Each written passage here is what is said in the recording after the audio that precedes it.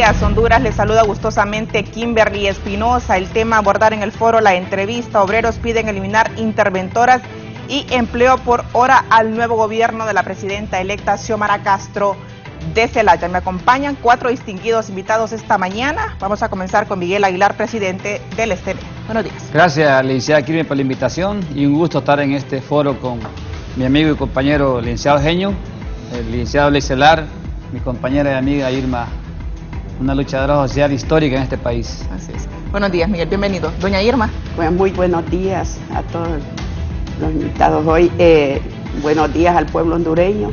Pues es para nosotros un honor poder estar hoy acompañados de grandes personalidades en este foro y esperando pues que las expectativas del pueblo hondureño se llenen con lo que es estas nuevas urgencias que estamos presentando como trabajadores. Abogado y analista Germán Lecena. No, buenos días, gracias por la oportunidad, un placer compartir con ustedes también y como siempre esperemos aportar un granito de luz a nuestra población que tanto necesita dirección, ¿verdad?, en estos momentos tan oscuros, aunque con una gran esperanza en este momento, ¿cierto? Analista y sociólogo Eugenio Sosa. Gracias, Kimberly, saludo igual a doña Irma, Ecelar y Miguel. Pues creo que estamos a la expectativa, creo que dejamos la historia de los resultados electorales, estamos en la microhistoria de la transición, pero luego viene, creo, la gran historia que es después del 27 de noviembre, a partir, mejor dicho, del 27, de enero, que es cuando pues toca empezar a materializar los discursos. Hay todavía discursos, demandas, propuestas, contrapropuestas, diálogos abiertos ya, pero bueno, después del 27 de enero creo que empieza una fase totalmente distinta. Vamos a comenzar con Miguel Aguilar. Cuéntenos, ayer se reunieron con miembros de la comitiva de la Comisión de Transición. ¿Cuáles fueron las demandas y las propuestas, obviamente, que ustedes les presentaron a ellos? Bueno, para los trabajadores y trabajadoras hondureños, este es un nuevo momento histórico en el país, institucional y laboral.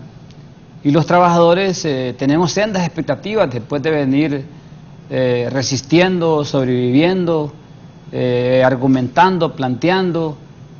Las centrales, la CGT, la CUT y la CTH, pues han hecho un planteamiento a la Comisión de Transición encabezada por el licenciado Héctor Zelaya, luego llegó también el expresidente Zelaya, y las centrales han sido contundentes en varias líneas en cuanto al empleo por hora, que esto ha precarizado el trabajo, a todo ese esquema de salario mínimo, a las leyes que hay que criminalizan la protesta, y nos da desventaja en nuestras exigencias sociales, el tema de salud, de educación, el tema energético y otras exposiciones que debe de haber una normativa de ley, así lo fue discutido, y también que haya un acercamiento o un interlocutor válido entre el gobierno y los sectores sociales.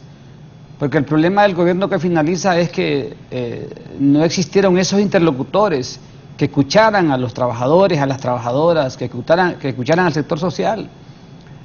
Nosotros, por ejemplo, no tenemos un contrato colectivo desde el 2013 y así diversas organizaciones en todo el país.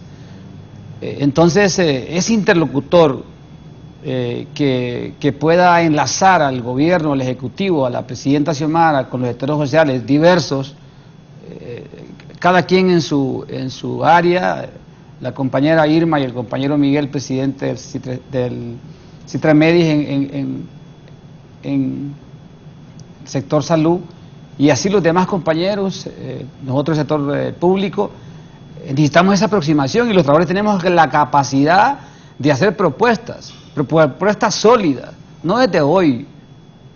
Pero si aquí no hablamos colombiano, si no hablamos italiano, si no hablamos europeo, si no hablamos inglés, no nos parabola, pues. No hablaba yo ni tibucano. Entonces, fue una reunión muy importante, creo que es un acercamiento, primero político, estratégico, y luego un acercamiento de que los trabajadores vamos a demandar, vamos a exigir que se cumpla realmente derechos, que se cumplan propuestas y lógicamente a respaldar todas aquellas iniciativas que vayan orientadas a reenrumbar el país, a reenrumbar la institucionalidad, al rescate de las empresas del Estado, a fortalecer todo el esquema laboral y social del país. En mi caso, que estamos en energía, sí es factible crear líneas energéticas que favorezcan al pueblo hondureño, pero se debe de cambiar todo un sistema que hay en el país que está atascado, atrapado, y que debe haber arreglos directos entre el gobierno y los diversos sectores en consenso. Reitero, fue una reunión importante con sendas expectativas, encabezadas por el secretario general de la CGT, Daniel Durón, el secretario general de la CUT, el profesor Joel, y el compañero Hilario de la CTH, y las organizaciones de cada confederación vamos a respaldar estas iniciativas que fueron presentadas el día de ayer y darles el seguimiento correspondiente y el acercamiento, lógicamente, con el Poder Legislativo, porque tenemos esperanza. Estamos en el epicentro de una nueva historia de país, de institución, reitero, y los trabajadores tenemos expectativas en medio de las condiciones sociopolíticas, sociales, y todo lo que tiene que ver en la canasta básica, que nos impacta también en el costo de la vida, y también el nuevo salario mínimo que está en discusión y que está en la mesa, y que las centrales lo están viendo y nosotros apoyándolos en todas esas líneas que les he mencionado. Doña Irma, ¿cómo se sintió? ¿Hubo receptividad por parte de esta comisión de transición ante las propuestas que ustedes llevaban? Bueno, nosotros estamos muy esperanzados a que haya un cambio en cuanto a la atención a las organizaciones, a los planteamientos que hagamos. El planteamiento de ayer fue bastante integral entre lo que es todo salud, educación y lo que es las necesidades sociales. Sabemos que es un gobierno difícil, ¿verdad? Situación difícil que tiene el país, pero nosotros confiamos que podamos, como decía Miguel, que seamos escuchados, que tengamos un enlace como lo planteó ayer nuestro secretario general Daniel Durón, en cuanto a que tengamos ese enlace, que podamos ser escuchados. Por años hemos tenido una situación difícil los trabajadores de salud, hemos estado abandonados desde 1990, el sistema de salud ha venido colapsando con este modelo neoliberal y hemos llegado a este momento con un sistema directamente en una situación crítica, preocupante. Hemos hecho planteamientos, nunca hemos sido escuchados.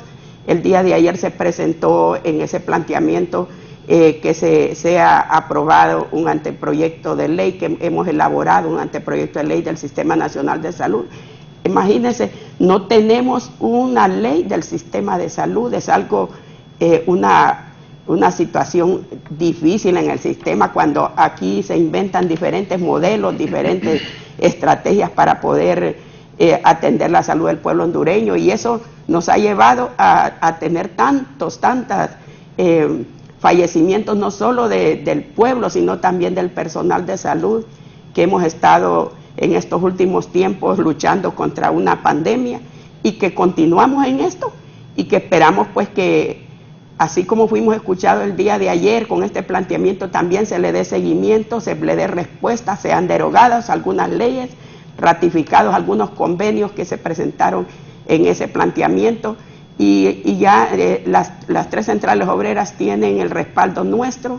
Hemos venido trabajando unificados desde el golpe de Estado. Hubo una unidad cuando nos conformamos en ese momento, y así hemos venido trabajando, y esperamos que continuemos unidos los trabajadores para poder luchar y poder lograr las expectativas del pueblo hondureño, un pueblo enfermo, un pueblo con necesidades urgentes para poder resolverles. No hay cosa más difícil que no tener acceso a la salud o cobertura en salud. Esas son dos cosas que nosotros le estamos apostando. Abogado Germán Leicelar, ¿cómo pasar del papel a la realidad? Bueno, es un reto enorme el que tiene el nuevo gobierno, y definitivamente yo le enfocaría desde esta perspectiva inicialmente. Lo que dicen los compañeros previamente pues es muy importante, tiene que haber un diálogo. La división que se ha creado desde ese nefasto 2009, ¿verdad? Debe cesar.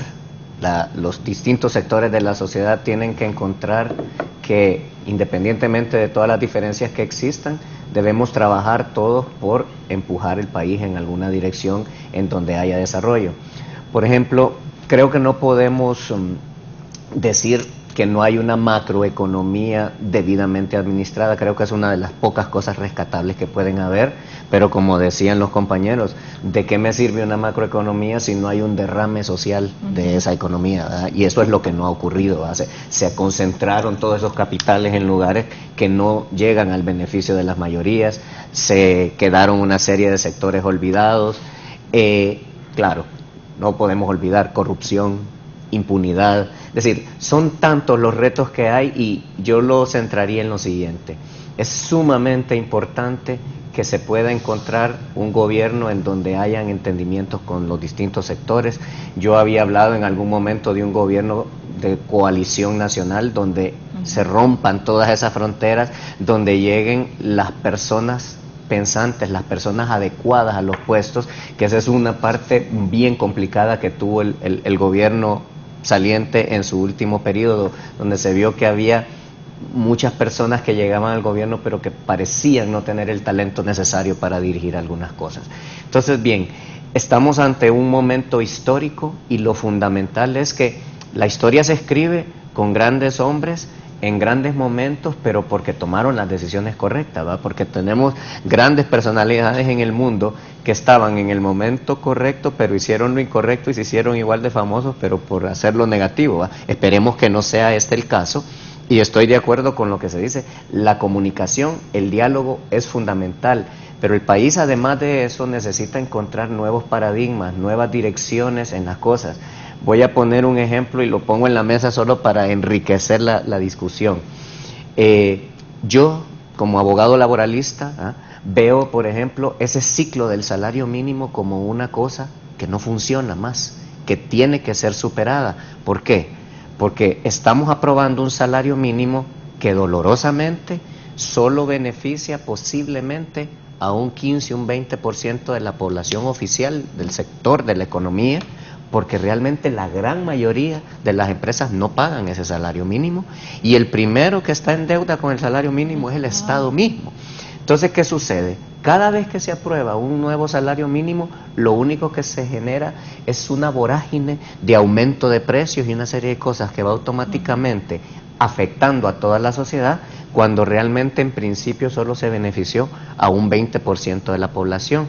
Entonces, pienso que se le debe apostar a una nueva economía en donde no pensemos en cuánto voy a ganar, sino que lo que gane sea lo suficiente para tener una vida digna, para adquirir una canasta básica adecuada, y eso solo puede lograrse haciendo un crecimiento económico, generando más empleos, generando más empresas. Y claro, los retos no empiezan por simplemente resolver un tema de desempleo de salario mínimo, pues tenemos que hablar de una política fiscal transparente, tenemos que hablar de revisar esta ley electoral que todavía nos quedó debiendo algunas cosas a mi criterio, tenemos que hablar de obviar más el crecimiento y el aparecimiento de clases privilegiadas que basan privilegios específicos en costo social. ¿Por qué? Porque resulta, y lo digo con todo respeto, que tal vez tenemos a los médicos, tenemos a los abogados, tenemos a las enfermeras, tenemos a los agrónomos que generan estatutos,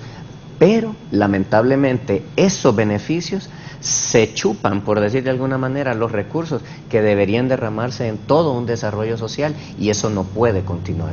Entonces, claro, es un reto muy difícil, pero esa es la primera parte que yo diría. Se tiene que tener una coalición nacional, poner las mentes más brillantes del país a funcionar en esto, y de alguna manera encontrar las rutas para modificar toda la falta de institucionalidad que tenemos, simplificar una cantidad de leyes, porque tenemos leyes que están triplicadas o cuadriplicadas, una serie de situaciones. Entonces reitero, y con esto cierro, los retos son grandes, las expectativas son grandes, y siento yo que lo que no podemos permitirnos toda la sociedad es que este pueblo, que demostró una cultura cívica quizás cruda, pero que ahí está y que es un gran material, no cumplir las expectativas y no darles lo que se merecen después de esa muestra de civismo que ha tenido el pueblo hondureño. Eugenio Sosa. Sí, bueno, yo creo que yo quiero rescatar un elemento, por lo menos, que yo no he visto en los procesos de transición en ningún gobierno anterior, y es que normalmente cuando se abre el proceso de transición, son diálogos entre funcionarios salientes y funcionarios electos. Yo creo que un primer elemento a plantear es que el hecho que hay este acercamiento con el sindicalismo, hoy está la reunión con los campesinos a las 10 de la mañana y luego con las comunidades que defienden el territorio, el agua. Yo creo que ese es un buen punto, ¿no? O sea, tomar en cuenta los sectores organizados de la ciudadanía, y salvo que acá alguien me lo recuerde, no he visto que otro gobierno lo haya hecho en este preciso momento entre las elecciones y la forma de asumir y la fecha de asumir el gobierno como tal.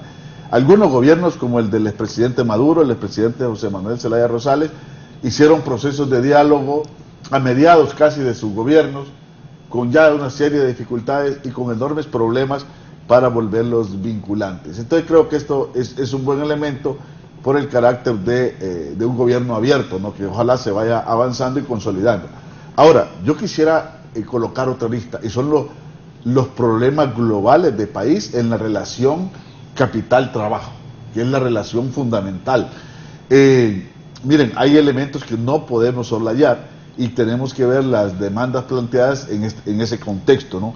Según datos de los mismos empresarios, ni siquiera venido de las centrales obreras, nosotros estamos hablando ahora, en este momento, en el país, en el contexto de pandemia, todos los problemas acumulados, pandemia y los huracanes, más o menos a finales del 2020 se hablaba de 3.800.000 personas con problemas de empleo. O sea, y esto lo digo porque esto implica al Estado, a la empresa privada y también al sindicalismo. Un sindicalismo que solo ve sus agremiados y que es incapaz de ver a los trabajadores en su conjunto, es un sindicalismo que está en crisis, va a continuar en crisis y está condenado a no tener el calor de la representación de esto que se llama la clase trabajadora. O sea, estamos hablando de esa cantidad. Y fíjense que esa cantidad, más de 700.000, casi 800.000 personas, entran en una categoría altamente riesgosa y peligrosa y amenazante, no por la gente, sino por la situación, que es lo que algunos economistas llaman los desahuciados, es decir, personas que se cansaron de pedir trabajo o de ir a buscar trabajo porque sencillamente ya no lo encuentran y se han declarado que no lo encuentran. Entonces, ¿qué hacen estas personas? Bueno, prácticamente la única salida que tiene que ver con la relación con Estados Unidos, que es la ruta migratoria, la terrible ruta de la migración, que el tema migratorio, que implica mucho a la oportunidad de empleo, aunque hay otros factores, es un tema que tiene su paradoja y sus problemas. Una emoción ahora probablemente para el Estado, para el gobierno, una emoción probablemente para los empresarios y todo el sector financiero, es que ya llegamos a los 7.000 millones de remesas. O sea, estábamos hablando hasta hace poco del 25% del Producto Interno Bruto. O sea, estamos hablando de una cantidad importante anual. Pero esta es como la parte bonita de una tragedia. Correcto. O sea, el tema fundamental es la tragedia de la ruta migratoria. Entonces, creo que esta relación con el gobierno, en este caso que ya pronto dirigirá Xiomara Castro, debe implicar a un desafío para ver los problemas específicos de los representados ahí. No podemos pedirles que no planteen las demandas, pero también poder ver el conjunto del país. Y el conjunto del país pasa por ver los trabajadores no organizados, los organizados, por ver también el tema de cómo trascender la mejora de los ingresos más allá de un salario mínimo que beneficia a un sector, a otro sector no le funciona y otro sector queda totalmente desprotegido. ¿Qué va a hacer el Ministerio del Trabajo? El Ministerio del Trabajo, cuando tu padre lo dirigió, ¿no? Un tiempo. Sí, cuando tu padre lo dirigió y nos reuníamos con a quien le tengo mucho aprecio, don Germán Lecelardo, decía, ¿qué puedo hacer si es la cenicienta del Estado? O sea, ahí no hay recursos. Ahí realmente lo que podemos hacer, pero sí, el Ministerio el Ministerio del Trabajo tiene una enorme responsabilidad en la regulación equilibrada de esta lucha histórica y permanente del capital y del trabajo. Muchas veces el Estado se convirtió en un gobierno o instituciones hostiles a los trabajadores, hostiles a los trabajadores. Entonces, cuando surgió como conquista de los trabajadores, O sea, el Ministerio del Trabajo existe como conquista de los trabajadores. Y por lo tanto pero obviamente no va a ser un Ministerio del Trabajo que va a declarar enemigo a los empresarios, sino que tiene que jugar un papel importantísimo. Entonces, yo creo que hay que hablar, tomando el discurso de libertad y refundación, de refundar el proceso organizativo del pueblo, del sindicalismo, del Estado, y construir una nueva relación Estado, empresa privada y trabajadores. Yo creo que en esa línea debemos de ver las demandas planteadas ayer por los compañeras sindicalistas. Muy bien, doña Irma, sobre este proyecto o anteproyecto de ley de la salud, si nos da los detalles en qué consiste. Ustedes ya lo habían presentado unos meses atrás, pero ¿en qué consiste en sí y cómo esperan que el nuevo Congreso obviamente lo aborde?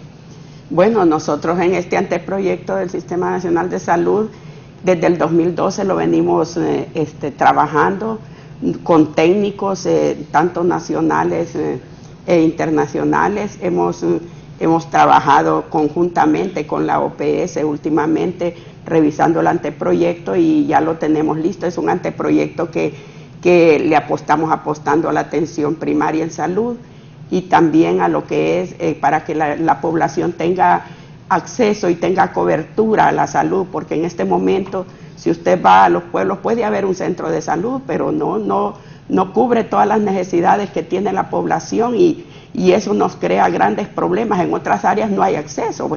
Si usted ve, las personas vienen desde las zonas postergadas al hospital escuela porque no tienen acceso a un ortopeda. Con solo que se fracture un brazo tiene que viajar hasta Tegucigalpa, porque los hospitales de área han sido abandonados por años y este gobierno pues prácticamente ha como catapultado lo que es la salud del pueblo hondureño, dándola en pedacitos a ONG, a organizaciones, fundaciones que ellos le llaman y que las han creado para poder manejar estos sistemas de salud, y al final lo que ha pasado es abandonarlo. Nosotros tenemos toda la zona de Intibucá que están dirigidas por municipalidades o por organizaciones no gubernamentales, y toda esa población va a El Salvador a buscar medicina porque no existe en nuestro país. Entonces yo creo que con este anteproyecto de ley vamos a poder lograr tener fortalecer el sistema de salud para que la población pueda tener ese acceso, esa cobertura, y que creo que este nuevo gobierno va a tener esa habilidad de poder mejorar el sistema de salud. Nosotros anteriormente, cuando estuvimos en el gobierno del presidente Zelaya, tuvimos algunos problemas con la salud y llegamos a acuerdos, ¿verdad? Porque para nosotros subrogar los servicios de salud, descentralizarlos y dárselos a personas terceras, tercerizarlos, eso es fatal para la población. Porque ¿qué le interesa? A veces se las dan a personas que ni siquiera conocen del sistema de salud. Entonces yo creo que el gobierno tiene la capacidad de poder dirigir un sistema de salud con fondos descentralizados, ¿verdad? Pero también manejado por la salud, fortalecer la rectoría. En este momento usted ve quién maneja los hospitales, cualquiera, quién manejó los fondos de la pandemia. Aquí hicieron fiesta con los fondos de la pandemia. Nadie directamente de lo que es el sistema de salud pudimos lograr que se pudiera manejar parte de lo que es el sistema. La rectoría de salud está abandonada y no se maneja nada. INSER es el que se encarga de eso, ahora COPECO se encarga de la prevención, cosas que ni siquiera saben. ¿Cómo puede saber una persona que no ha estado formada en el sistema, en lo que es como técnico de salud, para que pueda ir a verificar si en realidad están los zancudos allá en las pilas, qué larvas tiene, qué sé yo, tantas cosas? Todo eso nos ha deteriorado el sistema de salud, porque aquí todo lo han politizado. Nosotros le planteamos al presidente Zelaya en aquel momento despolitizar el sistema de salud, y habíamos planteado también al gobierno de Pepe Lobo. No fuimos escuchados, ni siquiera nunca fuimos recibidos por ese señor. Llegamos con este otro gobierno, lo mismo, hemos ido planteando, haciendo propuestas, no hemos podido lograr nada, y ahora esperamos pues que seamos escuchados, que ese anteproyecto de ley sea aprobado. Esperamos que el Congreso también tenga esa esa habilidad que está teniendo ahorita el gobierno de doña Xiomara en el aspecto de dialogar con la población, dialogar con los trabajadores. Entonces, de esa misma forma podemos impulsar proyectos para que pueda mejorar el sistema de salud, de energía, empleo, como decía el licenciado Eugenio Sosa, y así sucesivamente. De otra forma, yo creo que va a ser difícil si a veces hay, como este gobierno que se ha centrado en un grupito, y ese grupito es el que decide, es el que hace, es el que planifica y todo lo demás. Yo creo que así no se saca adelante un país, y tenemos esperanzas de que esto pueda mejorar y que este anteproyecto de ley pues pueda ser revisado, analizado. Si tiene algunos cambios hay que hacerlos en mejoramiento de la población, porque nosotros lo que le estamos apostando es mejorar la atención a la población, porque ahí es donde va nuestra familia, ahí vamos nosotros a esos hospitales, y cuando llegamos ahí se está muriendo la gente de cáncer, tal vez hasta por una herida, porque ni siquiera tiene acceso a que se le puedan hacer, pueda haber un médico allá en los centros de salud, sino que son manejados por auxiliares de enfermería. Entonces, ahí esperamos que este anteproyecto pueda tener las expectativas para la población y para también que el gobierno tenga esa receptividad para poder aprobar. Miguel, sobre esto de las comisiones o estas interventoras, también ustedes han tenido muchas quejas y muchas denuncias de las mismas que se ha instalado también en la Empresa Nacional de Energía Eléctrica. Sí, bueno, el tema del ENE es un tema de país, un tema sensible, ¿verdad? Un tema delicado.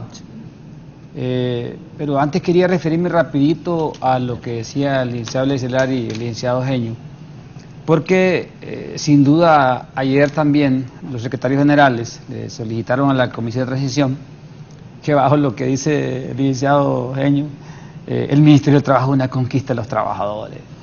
Y decía mi compañero Joel de la CUT, vea, los trabajadores también necesitamos que se nos tome en cuenta el Ministerio del Trabajo, sí, porque ahí es donde, claro, se regula entre los obreros y el patrón, pero no precisamente para que cabal las cosas vayan sobre los obreros, sino para que exista ese equilibrio que debe existir en el país. Pero acá hay una riqueza extrema y hay una pobreza extrema, y los trabajadores y trabajadoras estamos en medio. Y tenemos como principio la solidaridad, y por eso es la lucha de nosotros como trabajadores en que haya un nuevo esquema de educación. Y la dirigencia magisterial lo está proponiendo, pero con visión de país, no de grupos económicos.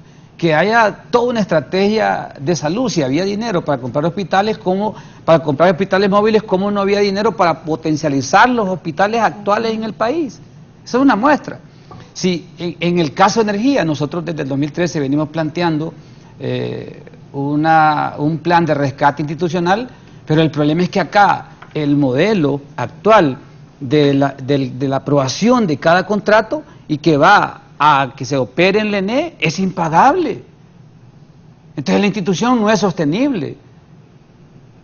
Aquí necesitamos que haya una reversa en ese marco, pero se ocupa el consenso. Nosotros no estamos en contra de la empresa privada, en ningún momento. Respetamos la empresa privada, pero debe haber que gane el empresario, pero que también tenga un alivio en materia energética la población. Y la presidenta ha planteado, la presidenta Xiomara Castro, que va a haber un alivio de energía. Nosotros esperamos que se pueda crear una tarifa social que alivie 500,000 directamente, 500,000 de usuarios. ¿En qué consiste la tarifa social? Una tarifa social que puede salir, lógicamente debe haber, como hay demasiados contratos que son impagables, en Honduras, solo en Honduras, pagamos energía que sea generada por viento, la más cara de Centroamérica. La energía generada por sol, la más cara de Centroamérica. Eso es inaceptable. Si vamos ahí nomás a Salvador, la están vendiendo a 7 centavos y aquí vale 15, 16 centavos. O sea, es una locura, hombre. Y es más, en bloques de despacho en el día se da primacía de despacho a esa generación que vale esos costos que les he mencionado, y se saca energía térmica inclusiva que vale menos, se saca para meter esa energía porque le dicen en el contrato que tiene primacía en el despacho, y el despacho debe ser económico. No nos deben de dar un despacho obligatorio bajo ese contrato. Entonces ahí es donde debe haber un consenso, un diálogo, una mesa amistosa entre el nuevo gobierno y los diferentes sectores que están en ese anillo de generación, para poder que haya competencia en igualdad de condiciones, primero entre ellos. Y luego también apostarle a todo lo que concierne a la reducción de la pérdida, a la reducción de la mora, también que debe haber un arreglo directo entre el gobierno y EH, que es lo que va a proceder. Se queda EH o se va EH, pero debe haber un arreglo, porque las pérdidas debemos de bajarlas, porque la institución debe caminar, porque se debe nombrar un gerente general. Aquí voy a la pregunta que usted me hace. Nosotros somos, y desde el inicio, por los ejemplos que hemos traído en la ENE, energía, porque de eso voy a hablar, las comisiones interventoras que han llegado al ENE realmente han estancado la operación del ENE. Es un retroceso antes de que llegara esta. Pero cuando llegue esta intervención, la situación del ENE se agudiza en más precariedad operacional, en precariedad laboral, en precariedad logística operativa. Porque realmente la intervención, el enfoque es ennudar toda la institución. No realmente buscarle salidas de cómo cambia su modelo de gestión, su modelo de operación, la institución, hablando del ENE, o su modelo de negocios, de cómo nuestra energía pueda llegar al sistema al precio económico más bajo, de cómo la columna vertebral, que es transmisión, nos pagan todos los privados esa potencia que le transmitimos y que le transformamos a un precio justo, pero no realmente una miseria como actualmente nos están pagando. Y se están ocupando todas las redes de transmisión, que está en un sistema cargado, que está saturado el sistema. Usted ve que el 24 de diciembre hubieron apagones en el país. Sí. El mero 24, ¿por qué? Porque se sobrecarga el transformador, no aguanta, se sobrecarga la línea, entonces se dispara por sobrecalentamiento. Entonces, ¿qué hace falta? Hace falta inversiones. ¿Por qué no se han hecho esas inversiones? Porque no hemos tenido esos recursos que sí tienen otros, pero sí nuestra red es utilizada a diestra y siniestra a la hora que quiera, y aquel sí está ganando. Por ejemplo, usted compra un kilovatio, 15 centavos de dólar, ganó el que vendió, pero cuando lo está vendiendo la ENE allá, lo vende a menos y tiene la pérdida de todo el sistema. La ENE lo transporta, ¿verdad? Lo transforma, lo distribuye y obtiene una forma, o tiene una pérdida. Entonces, ¿cómo una empresa sale de esta manera? Por eso decimos nosotros, hay que cambiar el sistema energético en este país para poder entonces aliviar a la población. Nosotros consideramos que la comisión interventora, bueno, ahí va, esperamos que den los informes al gobierno al final del 27 de enero y ojalá sean públicos. Mire, tenemos un déficit en estos 2 años de casi 12.000 millones por año.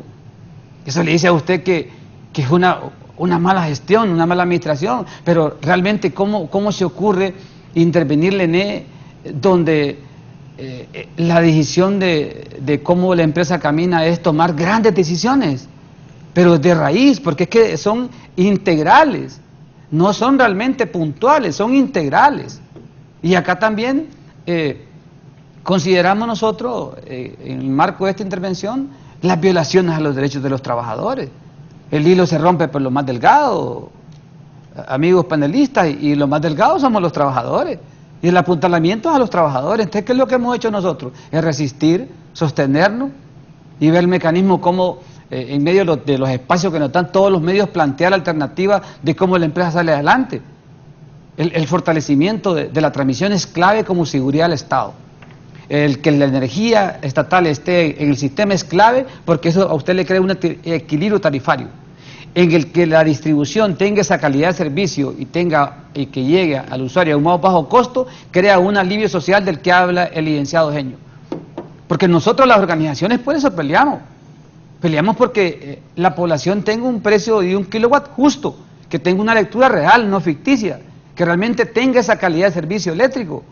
Y eso va a la población entera, a los casi llega a 2 millones ya de gente que tiene un medidor, pero en el esquema de salud igual, y lo hemos planteado como centrales, en el esquema de educación.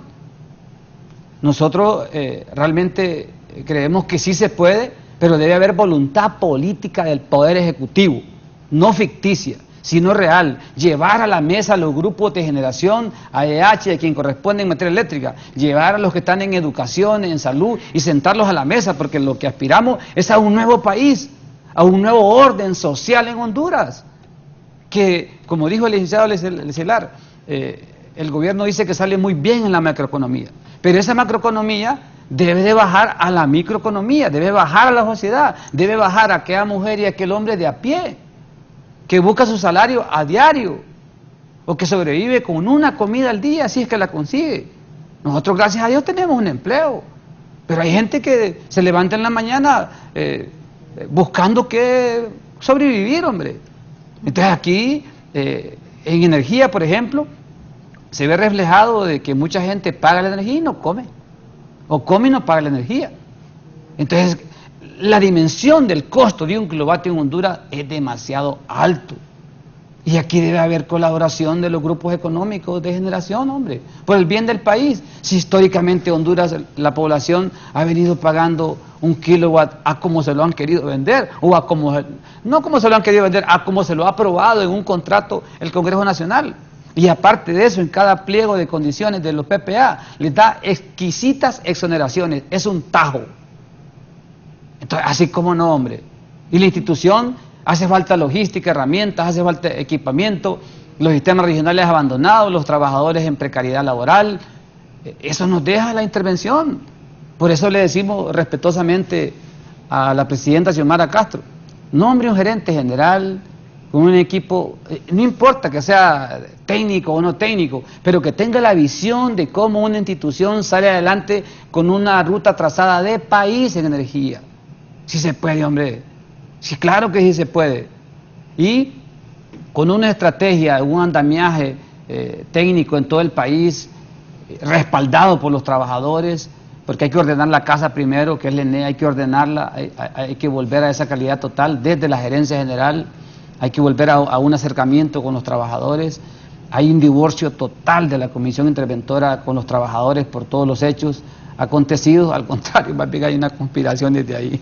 Muy bien. Eso es toda la teoría. Lamentable, ¿verdad? Eugenio, Sí. ¿han funcionado o no estas comisiones de intervención y si se deben de erradicar con este nuevo gobierno? Sí, bueno, mira, en principio, por convicción de lo que yo he aprendido acerca del tema del desarrollo, acerca del tema de resolver los problemas nacionales y de atender, pues, y bajo un criterio de justicia distributiva, ¿va? Porque ese es el tema, ¿no? Hay varias formas de resolver. Alguien acá con una concepción extremadamente de mercado neoliberal puede decir, bueno, si esta empresa no sirve, vendámosla, que la agarren totalmente los privados y olvidémonos ya de ese problema. Eso es lo más fácil y es lo que se ha hecho y no ha funcionado en América Latina y ha significado grandes procesos de levantamiento popular cuando la gente ya no aguanta y está estrangulada. Claro. Entonces, por principio, para mí, lo fundamental es fortalecer el Estado. ¿Y por qué fortalecer el Estado? Porque y esto pasa porque las instituciones del Estado, con sus equipos gerenciales, con sus conductores como secretarios de Estado, con sus equipos técnicos, tengan la capacidad de conducir el sector o subsector que le toca. ¿Y por qué esto? Porque hasta hoy en día la humanidad, la única institución que ha creado, que tiene alguna posibilidad de intentar hacer los equilibrios y representar a toda la sociedad, es el Estado. No es un partido político, no es una ONG, no es una organización social en particular, sino de ver esta globalidad, es el Estado.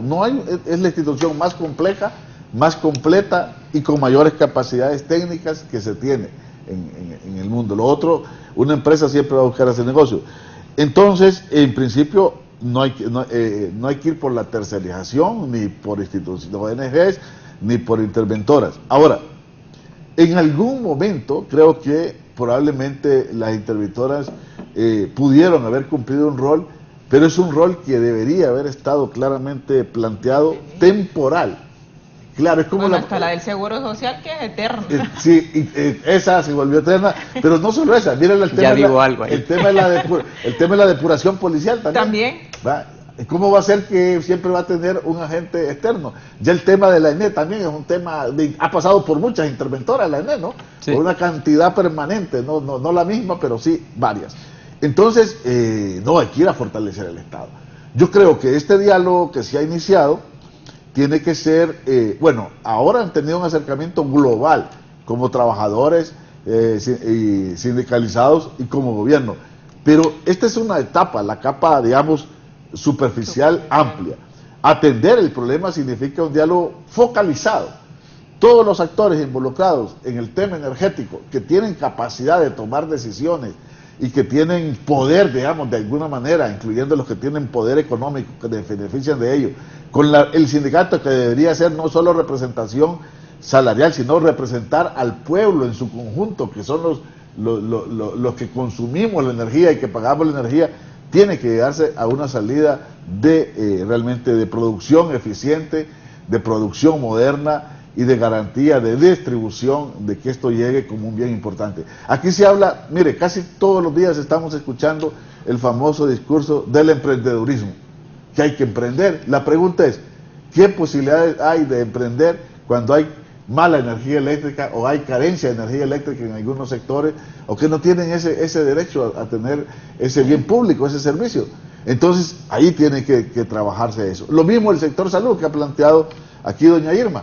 El sector salud está colapsado en general. Hay quienes tienen claridad de cuando no tenemos un buen hospital, ¿no? Aquí todo se volvió obsoleto.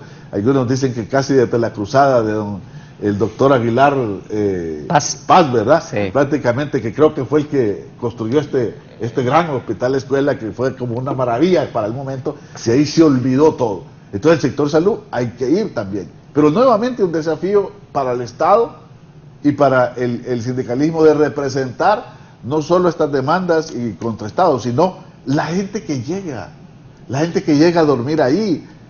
Anteriormente en el hospital de escuela, cuando estaba en la universidad, armaron unas carpas. No sé si eso todavía funciona, pero ese es un elemento pequeño de la destrucción de la salud, por los medios donde la gente pueda guarecerse. O sea, además hay que descentralizar ese tema, pero no entregándolo a fundaciones, sino el Estado tiene que acercar la salud, el Estado tiene que acercarse a la gente allí. Entonces, digamos que la prioridad es fortalecer el Estado, no estar haciendo remiendos para que luego esto explote por todo lado y cada gobierno va heredando un problema mayor del que se tiene. Entonces yo creo que hay que ir a decisiones realmente claras. Yo he escuchado varias veces a Miguel, que conoce muy bien el sistema energético, y siempre he dicho esto, y yo digo, bueno, si él lo dice, que tiene tanto tiempo de trabajar ahí, así es, ¿no? Que tiene conocimiento. Se pueden hacer las cosas diferentes, sin dañar y sin destruir al pueblo hondureño. Entonces, si se puede, la pregunta es, ¿por qué no se ha hecho, Miguel? Y yo lo he escuchado otras veces, que en varios planteamientos he dicho, hay intereses tan grandes que impiden que esto camine y mejore. A veces así en salud. Entonces, estos intereses con grandes, hay que tomar decisiones y decirles, miren, aquí todo el mundo habla de paz, felices todo el mundo contento, aplaudiendo que hubo elecciones pacíficas, pero no siempre va a ser así. Sí. Si no mejoramos, si no corregimos, sin duda, no vamos a tener elecciones pacíficas. La paz solo se construye cuando hay la paz. La base de la paz, de esto que hablamos de ser pacíficos, es la justicia. Es la justicia, los derechos humanos y los equilibrios. Si no avanzamos hacia ello, pues no podemos. Entonces yo creo que el gobierno tiene que tener esa agilidad de este diálogo global ahorita, perfecto, pero luego a quienes ponga a conducir esa Secretaría de Estado, tendrán que tener una claridad meridiana de qué hacer en diálogo con la presidenta. Pero si lo pone ahí la presidenta, no es, como dicen los gerentes, dicen, pongo ahí a alguien no para que me traiga problemas, sino para que me traiga soluciones. Y hay secretarios de Estado que lo que llevan son problemas a los presidentes, no soluciones. Obviamente, en diálogo, en coordinación, no es que se va a disparar como se dice popularmente. Sí, la Secretaría de Trabajo es la cenicienta, como dicen. La Empresa Nacional de Energía Eléctrica ha dicho es el agujero negro, dicen. Pero en el tema del ENE, nosotros siempre se dice que el ENE está quebrada, sí, pero para nosotros rechazamos ese término. El ENE no está quebrada. Si la institución usted pone su energía en el sistema y lo vende al precio económico más bajo, usted tiene un recurso. Si la transmisión usted cobra por transportar esa potencia, usted tiene un recurso. Si la distribución es operada con inversión diferente, usted tiene otro resultado. Entonces, estamos hablando del ENE, pero cuando ya usted le carga todo lo contractual que tiene, entonces la institución está agobiada. Entonces, ¿qué es lo que ha fallado? Lo que ha fallado es el modelo de aprobación de los PPA aplicados en el ENE. Lo que ha fallado es el sistema en cual la institución opera estos PPA. Lo que ha fallado es el despacho de cómo estos PPA llegan al sistema. Señor, eso es lo que creemos nosotros que se debe atacar como raíz. Una institución noble, hombre. Antes se subsidiaban casi 800.000 clientes. La institución puede, y la energía estatal con el Cajón, Cañaveral Río Lindo, con Patuca. Es más, fíjese que aprobaron un fideicomiso que le da, óigame bien usted, esto es al revés, le dieron el fideicomiso de generación a un banco. Hoy el banco es el que va a desarrollar y va a buscar los operadores para que trabajen los recursos que son del Estado, y el Estado se desprende de la oportunidad del desarrollo de esos recursos de Estado a Estado. El nuevo gobierno puede decirle a los americanos, construyame edificios tuyos, hombre, se lo doy a 20 años que opere y luego pase al Estado, digamos por ejemplo, los Llanitos, el Tablón, o cualquier proyecto del Estado. No puede ser que todos se lo demos a un banco, hombre. Eso debe revisarlo el nuevo Congreso Nacional, debe revisarlo el nuevo gobierno. Nosotros nos oponemos a eso. Y después el día de mañana va a aparecer y que el sindicato no ha dicho nada. No, hombre, eso no es justo. Abogado. Y ahí solo para que hable, disculpa, no, adelante. Hay otro tema, me parece importante, que eso pasa por un diálogo más respetuoso con los organismos financieros internacionales. También. Porque los organismos financieros internacionales solo se fijan en la macroeconomía. Pero como decían otros economistas, mientras la macroeconomía está feliz, la gente está mal en la microeconomía. O sea, estos organismos financieros muchas veces solo dicen resuelvan ese problema y solo aumentando tarifas cualquier solución con tal resuelva el tal problema del agujero negro que usted dice, Kimberly. Pero en realidad tiene que haber una relación, porque muchas veces estos organismos lo que les interesa es colocar los préstamos. Si no, miremos lo que hizo el BCE, ¿no? Ahora en el mero proceso electoral. Darle tanto dinero a este gobierno cuando sabe que es un gobierno saliente. ¿Para qué? ¿Quién lo va a pagar? El pueblo hondureño en el próximo gobierno. A empezar a pagar 52 millones parece que son de servicio de la... La de nunca acabar. De la deuda, ¿no? 52.000 creo que son más bien. Entonces, es una cuestión terrible, ¿no? Abogado, sí, claro. Sí, bueno, mire, no le miento, mire, ahí he estado tomando nota de esto. El hombre araña es nada, ¿verdad? O sea, es que todo está interrelacionado, ¿no? Definitivamente. Mire, voy a empezar por esta idea. Con el amigo Miguel, con lo que decía. La ENE no está quebrada, está mal administrada, y parte de la mala administración tiene que ver con todo este tema de los contratos y todo lo que él ha mencionado, ¿no? Porque se le meten cargas que son insostenibles para cualquiera. Y dice usted que la institución es noble, yo lo voy a ampliar. Tenemos un país que tiene una nobleza inacabable. Desde que vinieron los conquistadores, ¿va? Lo han saqueado todos los que pueden, y aquí estamos todavía. Y todavía hay... Algo, ¿no? Todavía hay de dónde se quedaron algunos. Entonces no podemos decir que tenemos pobreza. Los recursos ahí están, pero han estado mal administrados. Entonces mire qué curioso cómo todo está vinculado. Trabajo, ¿ah? Si usted mide un país a través de lo que es su capacidad laboral, usted tiene un buen medidor económico, y estamos mal laboralmente, ¿ah? Y sin embargo la macroeconomía, ya lo mismo, está bien, pero como dice, una macroeconomía sin objetivo. Una macroeconomía que solo es acumular, ¿y para qué? No tienen idea de cómo eso va a derramar hacia la sociedad. Segundo, cuando usted tiene un trabajo que está funcionando de manera eficiente, automáticamente usted puede ir a lo que se llama seguridad social, porque del trabajo deriva la seguridad social, de la seguridad social deriva la seguridad de salud, y eso derrama hacia el sector salud, que es lo que decía la compañera Macías. Entonces, ¿qué es lo que sucede? Que no hay una visión clara de país de cómo estructurar esas cosas y cómo ponerlas ordenadas. Mire la ironía, cuando usted tiene necesidad de empleo, ¿por qué es? Porque hay desempleo. ¿Y por qué hay desempleo? Porque hay una necesidad de determinado empleo que no está disponible. Entonces es un perro girando ahí queriendo morderse la cola porque necesitamos empleo, pero no hay forma de resarcir ese empleo. ¿Por qué? Porque no hay una educación adecuada, bien estructurada, posiblemente vienen empresas con nuevas visiones, con el tema tecnológico, y no tenemos la mano de obra calificada para determinadas cosas. Entonces, volvemos al círculo. Entonces, al final, el tema de las interventoras, Eugenio, totalmente de acuerdo. Y por lo que decía usted de lo del Seguro Social, bueno, yo se lo digo. Mire, a nivel familiar, ¿va? Papá, ¿y sabe qué es lo triste? Que está implícito que son temporales. Claro. Pero llegan y es una desconfianza, una incapacidad, un temor de que después de que una interventora hace su trabajo, que llegue una administración sana, con un equipo de leyes, con una serie de cosas que la estructuren bien. No, pero no se hacen las leyes, no se capacitan las personas y todo el mundo no es a papa caliente. Ahí seguí vos interventor con esa babosada. Entonces, eso no tiene ningún sentido porque una intervención es para un periodo específico y si tengo una razón. Pero mire que aquí parece deporte porque no voy a decir que no hay necesidad de interventoras en determinados lugares, pero parece que es deporte. Después, intervení, esa es una intervención, intervení, y empiezan a haber intervenciones solo porque hay que intervenir, cuando tal vez Tal vez por querer lavar la cara. Por lavar una cara, o porque fallamos en supervisar adecuadamente el funcionamiento de una institución. Y lo otro es que muchas de ellas duplican, mira eso de Inves.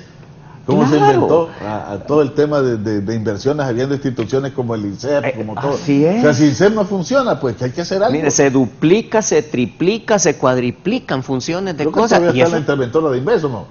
eso es mala administración también, Eugenio. El amigo Miguel, que está dentro de la ENE, sabe perfectamente lo que es duplicar o triplicar funciones. Entonces volvemos al tema. El país tiene todos los recursos. ¿Qué sucede? Que no funcionamos. Ahí está, mala administración, mala cabeza, se pone al frente de ciertas instituciones personas que no tienen la capacidad y sobre todo que no tenemos una visión de país. Entonces yo reitero lo que decía desde un inicio. Si no tenemos una visión de país y no nos terminamos de enterar que por distinto que piense una persona, somos la sumatoria de lo que es Honduras, no vamos a salir adelante. ¿Va? Vaya, pensemos en el tema de la división política, el sectarismo político. ¿Cómo va a salir adelante? Yo puedo pensar de manera distinta, pero tenemos que romper ese ciclo. Por ejemplo, doña Xiomara, por cierto, está haciendo historia, ¿va? Es la primera mujer presidenta de nuestro país. ¿Quién se lo hubiera imaginado? ¿Va? Eso es fabuloso porque eso trae frescura a las ideas, trae frescura a un montón de cosas. Eso está bien. Pero si no vamos a poder romper el esquema, porque ya tenemos una mujer presidenta y no damos el paso a la siguiente etapa, entonces ¿en qué estamos? Imagínense, yo no me puedo sentar con X persona porque piensa distinto. Si es sumatoria, doña Xiomara es la presidenta de los de derecha, de los de ultraderecha, de los de izquierda, de los socialistas, de los no socialistas, de los comunistas, de lo que sea, porque somos Honduras, somos los hondureños y todos tenemos algo positivo que aportar. Pero reitero, se tiene que revisar el marco jurídico existente, se tienen que eliminar un montón de leyes que están duplicadas o triplicadas para los mismos objetivos o estructuras gubernamentales que se generaron para procesos de gobierno que quedaron en el pasado y que ya no tienen ninguna utilización. Y mire que Honduras demuestra que tiene cosas positivas. No lo digo por defender a nadie, sino que es algo real, como bien lo dijo usted, el doctor Aguilar Paz. Mire el problema que teníamos con el tema de la vacunación, ¿verdad? Los peores escenarios eran que nos íbamos a tardar 11 años en vacunar a la gente. ¿Por qué? Porque se gestionó mal la adquisición de vacunas en un inicio, pero una vez que estuvieron las vacunas, Honduras vacunó así, ¿sí o no? ¿Por qué? Porque Honduras es ejemplo en procesos de vacunación desde los años 70. Entonces, cuando usted ya tiene las vacunas, usted demuestra que Honduras puede ser ejemplo positivo en determinadas cosas. Entonces, yo creo que podemos rescatar ese tipo de cosas y trabajar por una visión de país y generar el desarrollo social que Honduras necesita para crecer. Doña Irma, debe de acabarse con esta interventora. Claro, nosotros tenemos la interventora del Hospital Escuela que no ha hecho mucho, nada prácticamente, y así tenemos. ¿Por qué no ha hecho nada, doña Irma? Porque Cuéntenos. El hospital sí continúa en las mismas condiciones. Usted va ahí, no hay atenciones en ciertas áreas, no hay medicamentos, no hay insumos, todo es comprado ahí. Ahí hay procedimientos que valen más de 100,000 lempiras. Cuando no tenemos, ¿de dónde va a agarrar una persona de nosotros humilde que ganamos un salario mínimo? esa cantidad de dinero para que le hagan un procedimiento. Yo creo que esto ya debe terminar. El nuevo gobierno debe tomar las riendas de lo que es el sistema de salud y debe de mejorar en lo que es la atención, la cobertura, y también darles, proveer lo que es los insumos, equipo necesario, el personal. Ya lo decía aquí el abogado. El salud tiene una red de servicios de salud fácil de poder integrarse, poder integrar cualquier vacuna, cualquier tratamiento. Tiene la capacidad también de personal capacitado, que ahorita se está yendo, porque unos porque fallecieron, otros porque ya estamos envejecidos, otros porque ya tienen temor a esta pandemia, que no hemos tenido los insumos de protección que necesitábamos. Entonces prácticamente vamos saliendo, pero también se necesita la formación de nuevo personal para que pueda prestar una mejor atención, regresar a los tiempos anteriores. Ya no podemos, vemos que hemos venido desde 1990 cambiando modelos y inventando, porque aquí no ha habido ningún modelo de atención, aquí ha venido inventando el gobierno. Usted va a una de esas fundaciones, manda más que la ministra, manda más que cualquier autoridad del gobierno. Nosotros hemos tenido que luchar arduamente para lograr algunas situaciones, mejorar la condición de los trabajadores.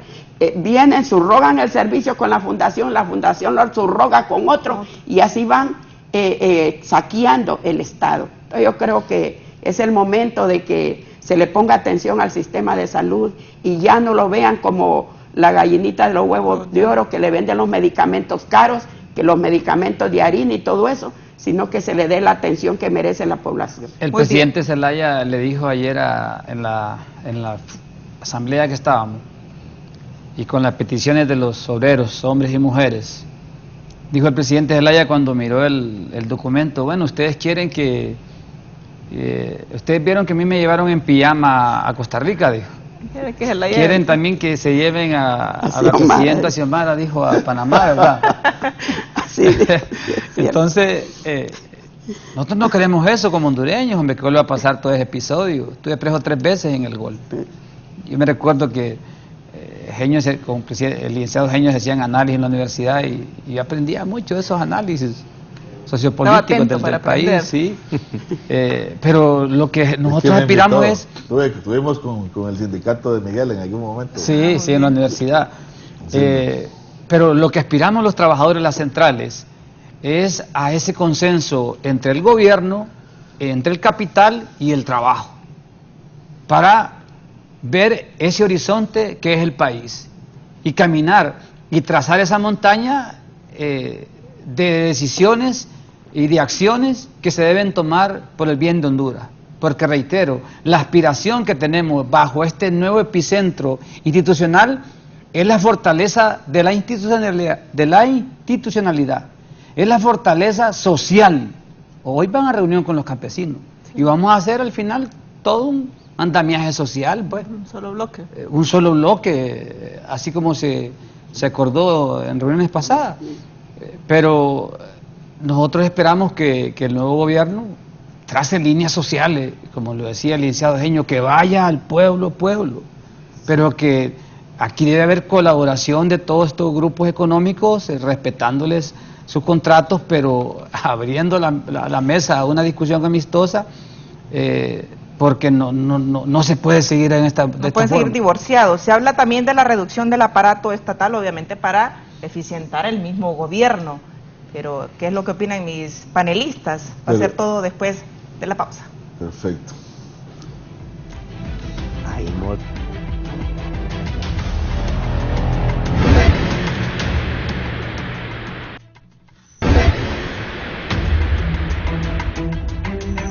Toda la gente.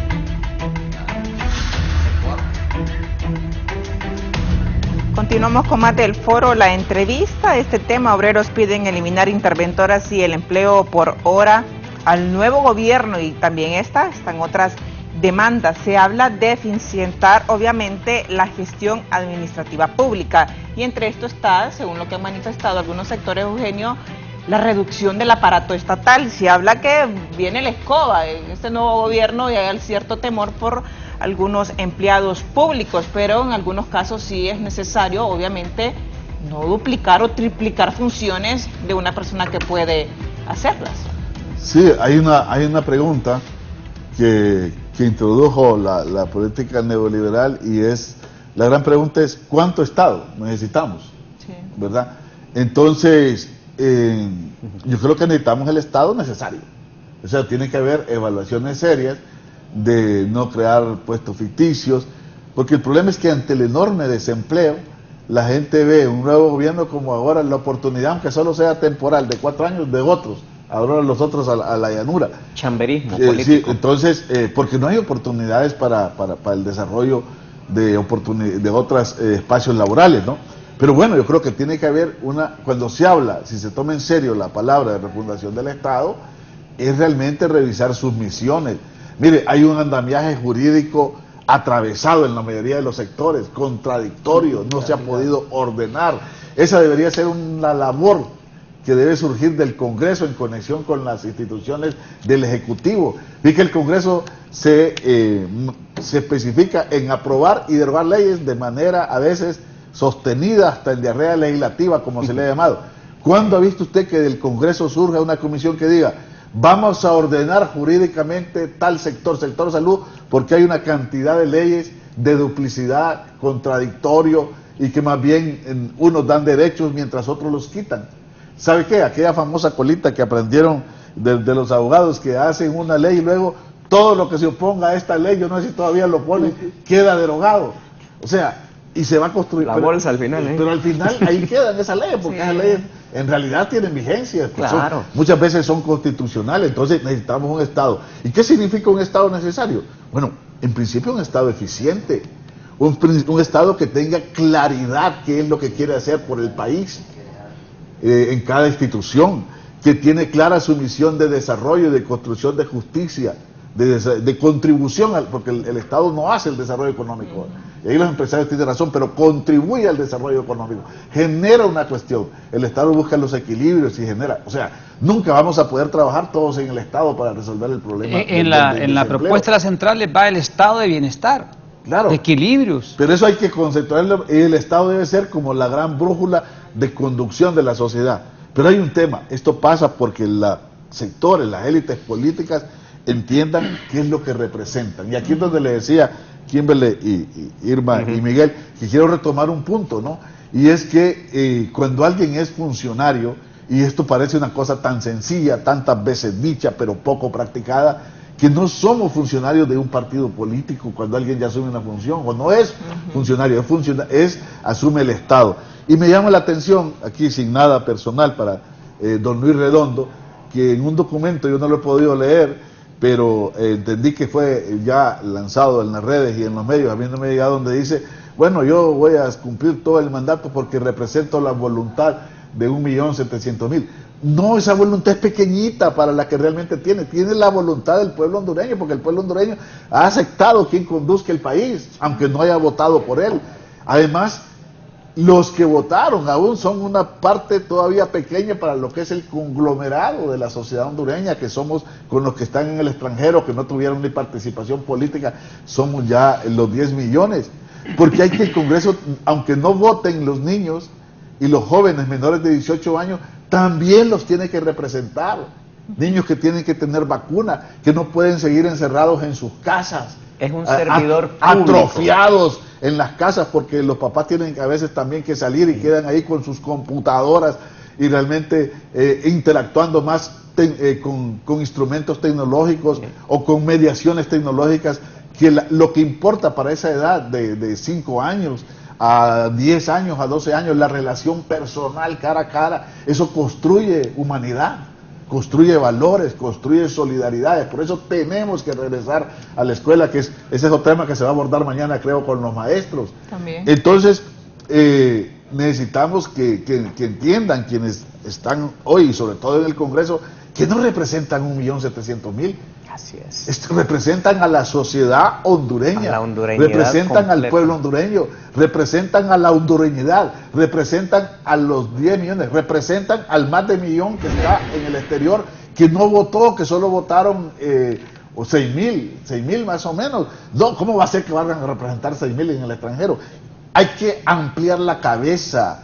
Tenemos una cabeza realmente a veces demasiado corta de entender lo que es Honduras, de entender lo que es la región y lo que es el mundo, las nuevas inserciones. Entonces, claro, entonces, amigos acá, ¿cuánto Estado? El Estado necesario. Y pasa por claridad del qué hacer de cada institución, claridad de su misión, claridad de su planificación. Hoy tenemos un Estado que no planifica. Correcto. ¿Sí? Vamos a cualquier institución y le preguntamos o los que planifican son documentos engavetados que no tienen que ver nada con el presupuesto, con la gestión, con el monitoreo, con la evaluación. Tenemos que desarrollar el ciclo completo de las políticas públicas, que son documentos con presupuestos, con metas, con objetivos para lograr resultados y con evaluaciones y con rendición de cuentas. Muy bien, doña Irma. Sí, ¿Está de acuerdo con eso de la reducción del aparato gubernamental? Claro que sí, yo creo que es necesario que se revise, que se hagan las auditorías forenses que están proponiendo, También. ¿verdad? Para que pueda verificarse de si en realidad el personal está trabajando. Nosotros en salud tenemos una cantidad de, más bien falta personal. Bueno, algunos que para están en poder salud, doña atención. Irma, que no están haciendo nada adentro y que los que están combatiendo la pandemia más bien están siendo despedidos. El problema que se da en salud es que en salud se necesita bastante personal.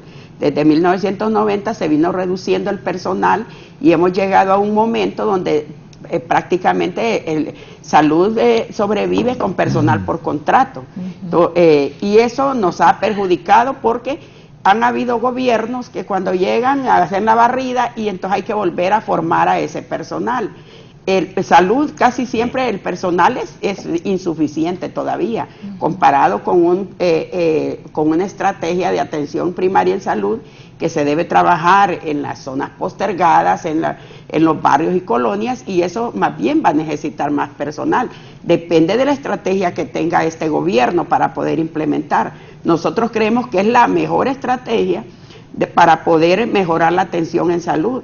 Entonces, en salud sí se necesita el personal. Si usted va a los hospitales, en este momento en la pandemia sí entró una parte de personal que a este momento está tambaleando en permanecer por contrato o no, porque el personal que absorbió la Secretaría de Salud mediante el decreto 47-2020 fue solamente el personal que había entrado por Código Verde, que ya estaba laborando, ¿verdad? Y que lo cambiaron directamente, despidieron ese personal y metieron personal médico, profesionales de enfermería, auxiliares y técnicos, y luego el personal permanente que ha habido de contrato por años, gente que tiene 15, 20 años de laborar en la Secretaría de Salud, porque solo con el personal de salud no se puede, porque todos los años ya los gobiernos han tenido una estrategia de poder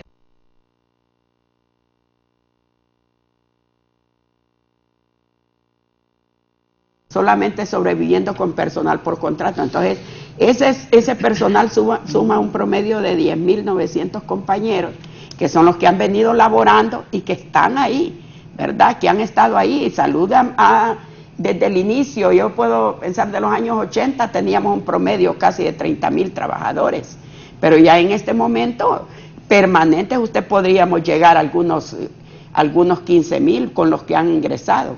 Entonces, tenemos otro personal que fue absorbido por fondos BID, que fue préstamos de fondos BID, también los que están que contrataron estas ONG y estas fundaciones, ellos los contratan con fondos del Estado, pero hacen unos contratos especiales y que les pagan anualmente sus prestaciones. Ese personal no va incluido en ese presupuesto. Entonces prácticamente lo están dejando en la calle, pero también ese personal tiene una experiencia laboral y no se ha podido lograr de que ese personal entre, y entonces andan presionando para poder lograr, y nosotros también hemos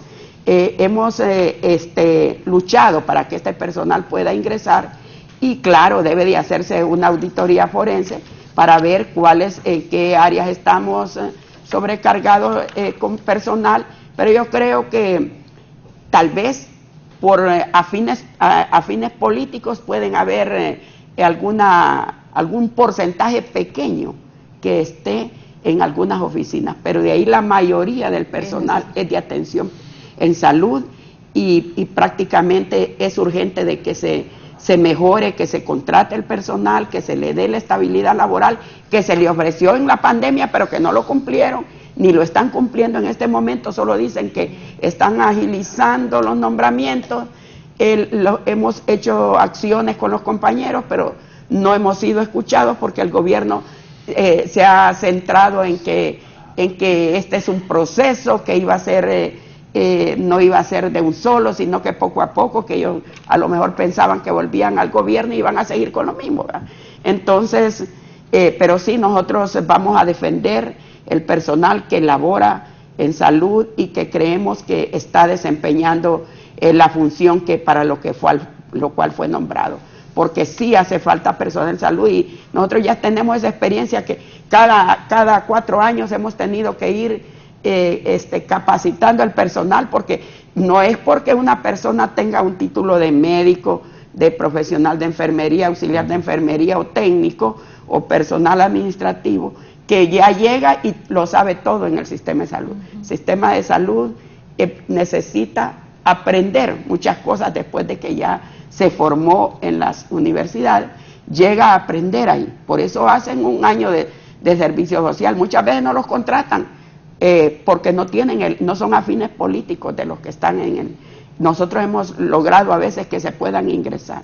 Pero yo creo que sí es importante que se revise el personal, que se vea que en las áreas que se está laborando, y si es posible absorber ese personal que anda ahí suelto, como lo es los fondos BID y los que son los descentralizados que contrataron ese personal, que no les importó, porque a ellos no les importa. Ellos contratan y le dicen, mire, aquí le pago esos 4 centavos, ni son correctos lo que le pagan, de paso, porque eso ni lo establecen, no lo mandan a que vaya a siquiera a la Secretaría del Trabajo, ve a ver si eso le corresponde. No, tenga una bonificación para que usted se vaya y que le vaya bien. Y si lo quiere, lo llamamos después, y eso perjudica más bien. Ha perjudicado el sistema de salud. El personal bien capacitado se ha ido a la empresa privada. Y dicen, mejor prefiero trabajar en la empresa privada que estar en un gobierno que solo me utiliza porque los salarios nuestros son bajísimos, los más bajos que todo, creo que de las demás secretarías. Miguel. Bueno, en la misma línea que dice mi compañera Irma, que mi mamá fue enfermera, compañera, en Seguro Social, 15 años.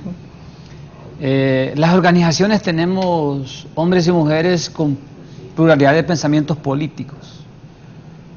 Y recuerdo cuando llegó el gobierno del presidente Juan Orlando, muchos compañeros fueron despedidos porque eran de otro color político, y nosotros rechazamos eso, porque era personal calificado, personal técnico, administrativo, que la empresa lo necesitaba y lo necesita para su operación.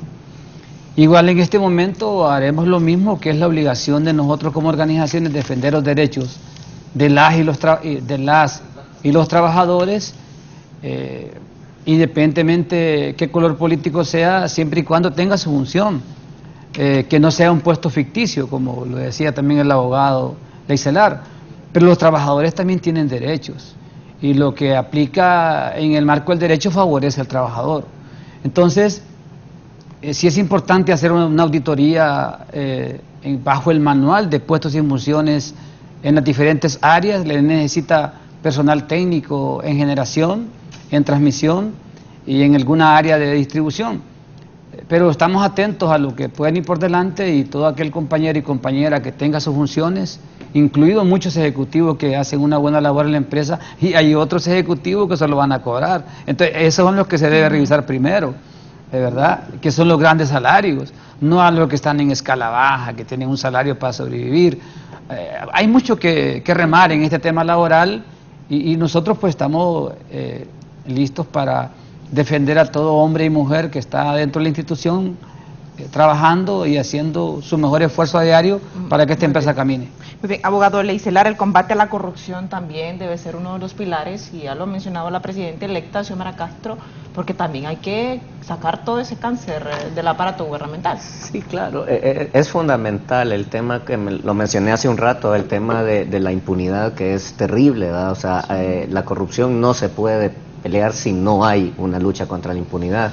Y mire que todo lo que estamos hablando gira alrededor de lo mismo. Lo que decía la compañera, le doy la palabra técnicamente hablando, ¿va? Eso se llama carrera administrativa. O sea, yo sé que es una cosa bien irónica, los empleados no necesitan exigir una estabilidad, porque la ley se la da. Si usted es un empleado, usted tiene que tener carrera administrativa, que carrera administrativa significa que es un sistema técnico que procura la estabilidad y la eficiencia del Estado, porque como decíamos hace un rato con Eugenio, es un servidor público, está ahí no para un momento ni para un instante. Entonces, se han inventado conceptos como ese que dice la compañera de está por contrato, dicen, ¿no? Un contrato es un contrato, y lo que usted tiene que valorar es qué es la actividad que está realizando esa persona y llevarla adelante. Y todo eso, al tenor de lo que nos preguntaba Kimberly, es corrupción también, porque se administra inadecuadamente una estabilidad que es un pilar fundamental si usted es un empleado. Ahora, en relación a las peticiones, sí yo quisiera señalar algo. Fíjese que creo que es bien importante que si bien hay que revisar y eliminar un montón de cosas, no hay que satanizar todas las cosas. Por ejemplo, la petición que se está haciendo sobre que se elimine la ley de trabajo por horas, creo que es algo que se debe revisar con mucho cuidado, por una sencilla razón. No tengo cifras específicas, pero por ejemplo, entiendo yo que alrededor de la ley de trabajo por hora hay fácilmente unas 300,000 personas que están siendo empleadas en este momento. La ley de trabajo por horas no busca romper la estabilidad ni la permanencia de las personas, porque incluso está previsto que a los 3 años la persona se vuelve permanente, sino que lo que le da es una flexibilidad al mercado laboral, le permite que determinadas personas de un sector social y de determinado nivel, porque son empleos muy específicos, especialmente por ejemplo en los call centers y cosas de ese tipo, que al final lo que le quitan es la permanencia por un periodo de 3 años, pero le dan la posibilidad de recibir un salario que incluso es mucho más beneficioso que el salario de un empleado permanente. Abogado, un segundito, sí, claro, solo para que... Porque adelante, usted es abogado, sí, y es laboralista. Sí. Vea, este tema sin duda que llevará tiempo de análisis. Se debe analizar. Porque nosotros compartimos que hay muchos hombres y mujeres trabajando por hora porque estudian, porque así es el rubro del trabajo, ¿verdad? Cosas. Pero también lo que es inaceptable de este marco regulatorio es que se violenten derechos de los trabajadores, sin derecho al seguro social, sin derecho a otros beneficios colaterales que deben de tener bajo su contrato, y que no lo exprese el trabajador porque lo despiden. Entonces, claro, a lo mejor tendrá que hacerle ajustes a la ley o modificar ciertos ajustes para que esos empleos se sostengan, pero ese análisis lo hará en una mesa. Este nomás es un planteamiento puntual. Es correcto. Luego llegará por las 3 confederaciones un consenso de discusión con diputados o con quien corresponda para no afectar a trabajadores y trabajadoras que tienen un empleo, pero sí garantizar que desde la ley tengan esa protección y tengan derechos conforme a su labor, a su jornada de trabajo. Yo creo que es importante, Miguel, lo que usted dice, y ahí es donde viene, y vuelvo al tema corrupción. La ley no le quita a los trabajadores por hora el derecho de la seguridad social. Ahí empiezan los problemas, ¿verdad? Que usted tiene una ley que establece una serie de parangones y establecimientos legales que no se respetan en la práctica. Y ahí estamos de acuerdo. Lo que se ocupa es supervisar que la ley se cumpla como está concebida. Pero lo que le quiero decir, y por eso vuelvo a repetir, yo creo que lo que dijo usted es fundamental. Revisémosla, mejorémosla, hagámosle los ajustes que se tengan que hacer, pero lo que yo oí es, la vamos a derogar. No, yo creo que las cosas que son positivas deben rescatarse, y si tienen defectos, deben mejorarse definitivamente. Pero tenemos que ser cuidadosos, pues, porque cerrando esta participación, todos gira alrededor de lo mismo. Es increíble, Kimberly y compañeros en este panel, la cantidad de leyes que están mal implementadas, que están mal visualizadas, que se incumplen. Bueno, ya le decía, la estabilidad que decía la compañera Macías, eso ni siquiera lo tienen que pedir, si la ley se lo da automáticamente a la gente. Entonces, ¿por qué algo que la ley me da voy a tener que ir a pedirlo? Siempre lo hemos dicho, mi padre me enseñó algo, los derechos no se negocian, los derechos se exigen. Se exigen. Así es. ¿Ah? Sí, Entonces, pero fíjate que allí sí. yo creo que el problema es, volvemos que en función de atender ciertos intereses, de no ver el problema de fondo, son leyes bastante fragmentadas. Claro. Yo creo que incluso algunas cosas de esas leyes por ahora están en el Código del Trabajo, que yo entiendo que esa cosa necesita ya revisión. Yo no sé si hay un nuevo código completo. El Código de Trabajo, disculpa que te interrumpa, el Código de Trabajo debe revisarse para que esté más actualizado. Pero lo terrible, y con esto cierro y te devuelvo la palabra, es que hay abuso de las instituciones. Por ejemplo, el trabajo, como se denomina trabajo temporal, es algo que está en la ley y que debe funcionar porque es parte de las necesidades de un mercado de trabajo. Lo que no debe existir es el abuso. ¿Ah? Porque Claro. una cosa es que yo pueda contratar temporalmente y que diga, mire, voy a contratar a todo mundo temporal, porque eso rompe el equilibrio de la ley. Perdón, o solo empezás era- a convertir los permanentes en temporales. Además, eso tiene que ver con determinadas edades, tiene que ver con determinados rubros. Son muchos Tiene que ver factores. con una serie de factores. Entonces, necesitamos ver, solo que le cierro esto, de manera integral el problema del desempleo y calidad de empleo. Siempre hablamos de empleo y calidad de empleo. Y Fundamental. tenemos una enorme precarización laboral. O sea que la gente realmente, hay un abismo entre canasta básica y ingresos o salarios, porque a veces ni se cumple la ley del salario mínimo. Entonces necesitamos ver esta cuestión de toda esa posibilidad de tener esas oportunidades, porque algo que aunque va digamos, a reducirse un poco, no va a desaparecer, que es el famoso teletrabajo ya. Eso se instaló en determinados sectores, eso va a permanecer, pero eso también tiene que ser regulado. Así es. También ya hay estudios, mira, donde los patrones quieren que a las 10 de la noche, cuando ya no esté jornada laboral, Esté pegado ahí en la te computadora. están mandando una orden para que le resuelva, o sea, sobre todo en el sistema financiero. Entonces, no Y eso puede- jurídicamente no puede precariza eso, el ¿no? trabajo. También. Totalmente. El combate a la corrupción. No, el combate- Y eso es corrupción también. Mire, combate a la corrupción es una de las cosas por las cuales más se motivó el electorado. Y no solo el electorado, como lo hemos dicho ya, de los que fueron efectivamente a votar, sino que la población hondureña es uno de los temas que más rechaza y más cansado está. Ahora, aquí hay dos grandes aristas en este tema, o posiblemente tres. Uno es la cero tolerancia a la corrupción en el nuevo gobierno. O sea, no solo se trata de hacer justicia, que también estoy de acuerdo, en quienes ya abusaron de los recursos del Estado. Ojalá se pueda hacer justicia, ojalá se puedan recuperar recursos, todo eso está bien.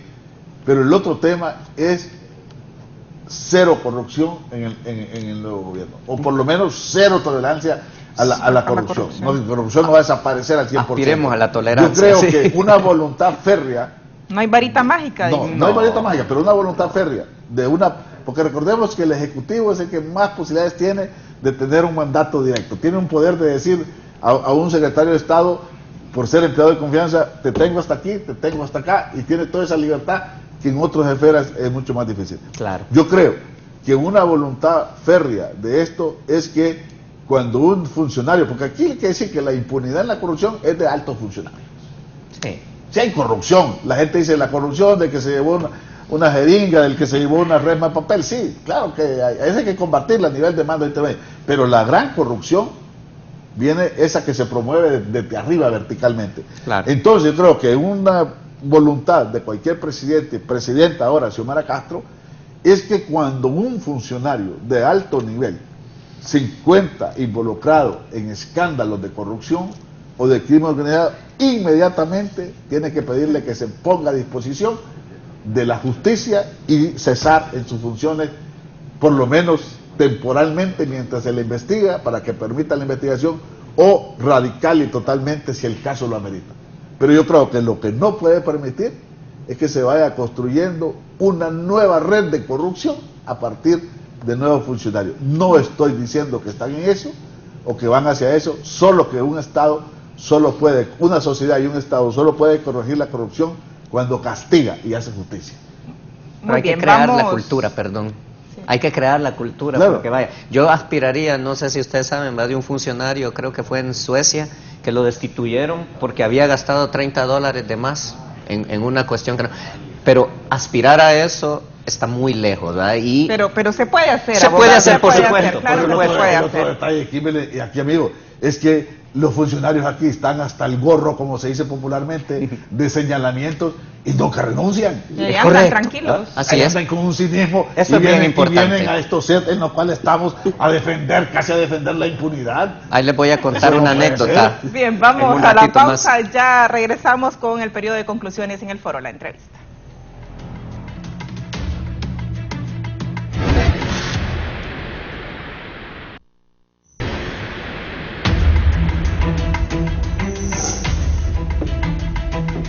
Llegamos al periodo de las conclusiones en el foro, la entrevista, doña Irma. Bueno, nosotros como trabajadores de la salud tenemos buenas expectativas, esperamos que se cumplan, también esperamos que los trabajadores se sientan seguros de que como sindicato los vamos a defender, vamos a luchar para que puedan tener ese acuerdo de estabilidad laboral que les da, aunque ya nos aclaró aquí el abogado que ellos ya la tienen, pero aquí aquí se le violenta cuando quiere el derecho a los trabajadores. Claro. Yo creo que eso ya debe de parar. Nosotros vamos a luchar para poder que este personal que ha expuesto su vida, y muchos que fallecieron y que no tuvieron esa oportunidad de tener un acuerdo, pues que se les pueda reconocer y puedan tener esa estabilidad laboral, ese derecho de poder tener todas las conquistas que como trabajadores hemos logrado, que son pocas, por cierto, porque somos los trabajadores de salud, somos los que estamos muy mal pagados. Un salario de 9.400 lempiras para un empleado de salud, un salario no llega al salario mínimo. Es injusto lo que se hace con los trabajadores de salud. Entonces yo creo que vamos a seguir luchando y esperamos unificarnos más y poder lograr los propósitos que ya les hemos planteado, compañeros. Permanecer unidos como trabajadores de la salud, unificados en la Federación Unitaria de Trabajadores de la Salud de Honduras, que también estamos luchando en conjunto. Miguel. Sí, bueno, bajo estos retos y desafíos que tenemos por delante, las organizaciones también tenemos que fortalecernos. Sí. Y tenemos que seguir en ese curso de planteamiento firme, sectorial y luego unitario. Y la obligación también de luchar y defender por los derechos de nuestras compañeras y compañeros. Ya tenemos el ejemplo, abogado Leicelar, que muchos compañeros fueron despedidos y fueron reintegrados por el contrato colectivo que nosotros defendemos y sostenemos. Sí. En igual condición va a pasar en este momento. Muchos compañeros que se les violente un derecho aplicarán al contrato colectivo que defendemos y sostenemos y regresarán a la institución. Por eso es que se debe de ver el tema laboral desde el ángulo del derecho, del respeto y lógicamente administrativo. Estamos nosotros alertas y bueno, desde el equipo diario de la CGT se estarán presentando otras propuestas al gobierno y nosotros le deseamos el mejor éxito, el mejor camino a la presidenta Xiomara Castro y su equipo de trabajo, y reiterando que en energía, en el ENE, en lo que corresponda, el STN va a respaldar todas aquellas iniciativas que favorezcan a la institución, que marque un nuevo camino institucional en materia eléctrica, que cambie ese modelo energético, que nos mande a competir en igualdad de condiciones, que se baje el costo del kilovatio hora en mi país y que se rescate la institución, igual también con todo lo que concierne a decisiones institucionales. Muy bien, me escribe Gilberto Río ya para el tema energético, dice: buen día Kimberly, es un desastre el sistema eléctrico del país. La intervención no solo no funcionó, fue peor que la enfermedad. Es urgente volver al modelo estatal y dejar de pagarle la factura mensual al capital colombiano. Saludos a sus distinguidos invitados. Eugenio Sosa. Bueno, saludos a Gilberto Ríos. Yo creo que la síntesis que tenemos acá y lo que hemos conversado es que tenemos una combinación de grandes desafíos con oportunidades. Me parece a mí que está ahí, y el convencimiento de que la presidenta y todo lo que es el Estado, incluyendo los diferentes poderes, tienen el desafío de conducir a la sociedad hacia enfrentar esos desafíos y aprovechar esas oportunidades, pero que requiere un compromiso realmente y un apoyo crítico propositivo hacia esta nueva gestión, una nueva época, pero con un compromiso desde la ciudadanía, desde los sindicatos, de realmente hacer algo que el país ya rato no tiene, hacer del periodo de Xiomara Castro un buen gobierno. Y una ciudadanía vigilante. Vigilante, claro. Pues la construcción, por ejemplo, y más que ciudadanía del movimiento social, esta etapa de acercamiento son buenas de ir y proponer, pero realmente la tarea es organizar al pueblo hondureño, proponer, vigilar, denunciar y colaborar y apoyar todo aquello que tiene orientado al cambio y transformación del país. Yo creo que eso sí, yo creo que hay que manejarse totalmente abiertos a las posibilidades de que las cosas mejoren, pero también con autonomía y así como le exigimos a los políticos que representen, las organizaciones sociales tienen que ampliar su capacidad de representación también. La autonomía es clave en cada organización para llegar a esa instancia que usted Abogado menciona. Leisela.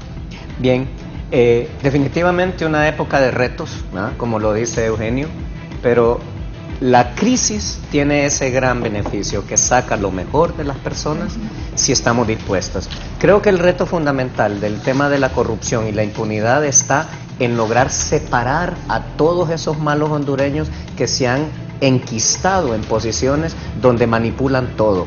Y lo digo con todo respeto, pero se han enquistado en organizaciones sindicales, en la empresa, en el gobierno. O sea, han llegado a apropiarse de una cantidad de cosas en todos los sistemas, tanto de justicia como en las instituciones. Entonces, rescatar la institucionalidad significa rescatar todo eso con hondureños que tengan una visión social más adecuada, que vayan a respetar las leyes, que vayan a depurar las leyes y que eliminen ese secuestro que tenemos de toda la justicia social que tanto hemos perdido. Pero solo puedo decir esto: felicidades a doña Xiomara, el reto es grande y coincido con todo lo que hemos dicho el día de hoy aquí y con el cierre que se hizo. Toda la ciudadanía tiene que adquirir un compromiso de empujar este barco, porque Honduras es nuestra y de nadie más, y solo nosotros la vamos a sacar adelante. Bien, muchísimas gracias a mis 4 distinguidos invitados. No hay varita mágica, pero sí se pueden hacer bien las cosas. Vamos de inmediato con un resumen informativo.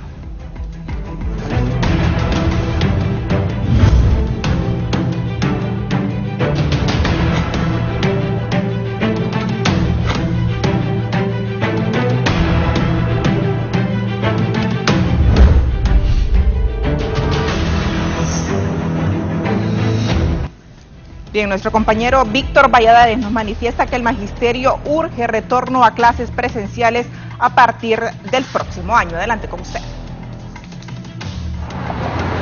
Muchas gracias a usted y a los televidentes. Con don Eulogio Chávez. Don Eulogio, reconocido dirigente magisterial, ya es tiempo que se retorne a las aulas de clases. Buen día y muchas gracias por la oportunidad. Mire, ya la niñez y juventud hondureña, hay más de 1.200.000 estudiantes que han sido excluidos del sistema educativo virtual, todo por falta de conectividad. El gobierno de Juan Orlando Hernández no se preocupó por la educación de la niñez y juventud hondureña. Ya es tiempo y es necesario. Y el magisterio está consciente de que el próximo año hay que estar en los centros educativos a partir del 1 de febrero. Claro, para que los docentes y los estudiantes se hagan presentes ya a partir del 1 de febrero y también el personal de servicio, es necesario contar con las medidas de bioseguridad. Esto es necesario. Es necesario también que los estudiantes estén vacunados en un 100%, igual que los docentes, igual que el personal de servicio, para no exponerlo. También es necesario que en estos 2 años perdidos de los estudiantes haya una recomposición en los centros educativos, más en el sistema educativo hondureño. Muchas gracias, don Eulogio Chávez, reconocido dirigente del magisterio, personas de aula que conocen muy bien el sistema educativo público del país. Con este informe yo regreso con usted al sede principal. Muchísimas gracias a nuestro compañero Víctor Valladares. De inmediato Gisela Calix nos detalla que guardias de seguridad que laboran en INJUPEN se toman la institución por falta de pago.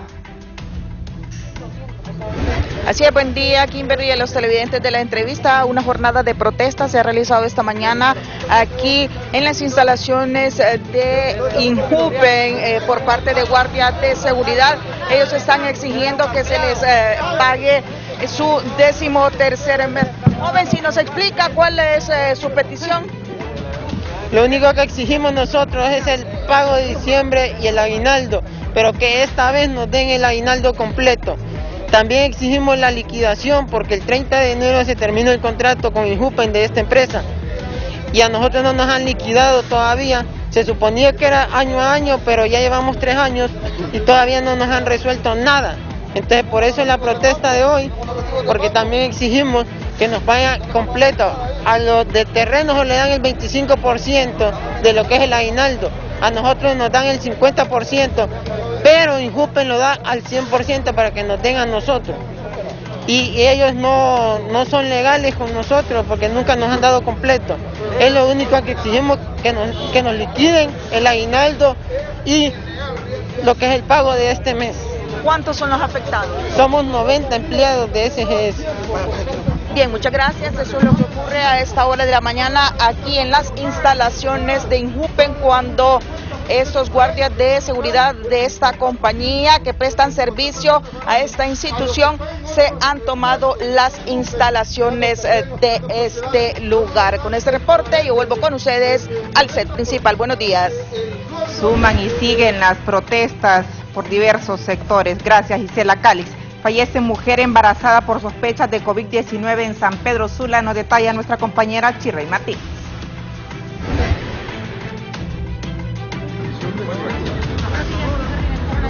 Me acompaña el doctor Carlos Umaña, presidente de la Asociación de Médicos del Seguro Social Regional Norte, y lamentablemente con malas noticias, y es que en las últimas horas ha fallecido una mujer embarazada por sospechas de COVID en el Hospital del Progreso, pero que sea el galeno que nos detalle sobre esta situación. Buenos días, doctor. Sí, buenos días. Mire, tuvimos un fallecimiento, creo que fue trasladada de Progreso al Hospital Leonardo Martínez, o al Catarino pero sí está confirmado que era una mujer embarazada de 27 años con 17 semanas de gestación. Y les puedo confirmar que ayer habían 4 mujeres embarazadas en el Leonardo Martínez y hoy se ha doblado la cantidad de pacientes en los 3 centros hospitalarios más importantes de la zona norte.